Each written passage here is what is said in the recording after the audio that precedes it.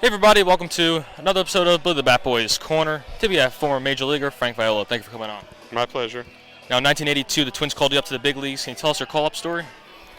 Well, I was pitching in AAA. I was fortunate enough that I got drafted the year before, so in less than a year in the minor leagues, I was called up. I got a phone call around 10:30 at night in Toledo, Ohio, saying, "Congratulations, we need you in Minnesota tomorrow. You're pitching in a couple of days." I'm like, I looked up my numbers. I realized that they weren't that great, but something was right, so I went up there and had the time of my life. Wow. Now you were a three-time All-Star in the big leagues. Can you talk about how special each of those games were for you to be a part of?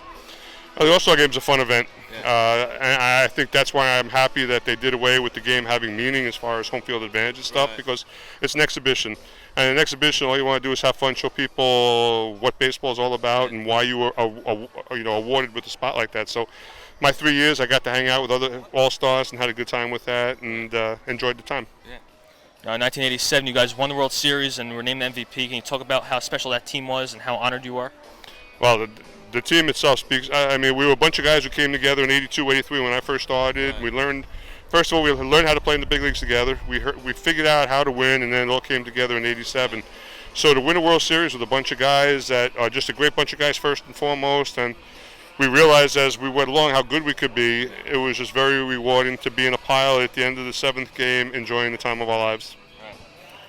Now in 1988, you had a tremendous season as well, named the Cy Young Award winner. What do you attribute your success to? Well, the team. It's easy to pitch. It's easy to go out there every fifth day and throw baseballs over the plate, but you have to have a lot of luck with you. Yeah. And that year, a lot of people don't realize it, but my offense averaged 6+ points, 6-point runs a game for me, which makes life easier. They made all the plays, so all I had to do was basically go out there and do the best I could, and everything panned out. So it was a year I'll never forget. It was a lot easier. It's a lot easier now looking back going, wow. But at the time, you just want to be who you can be. You had the opportunity to play for the Mets for a few seasons, being from New York. How special was that for you? Well, I grew up a Met fan, so it was very special. My first couple of years, I was successful. It was a lot of fun. My last half a year there, I did terrible, and I realized now what it's like to be doing poorly as a Met fan, because I got booed just like everybody else. But the part that was great was that I got to wear a uniform that at 6 years old I was rooting for. So it's a thrill everybody gets to have, and I got to live it. Right. Now you played in the big leagues for 15 years. What were some of the keys to your success that allowed you to play for that long? Well, health. Yeah. I went 10.5 years without missing a start, so I stayed healthy. Right place, right time. I was given the ball every fifth day.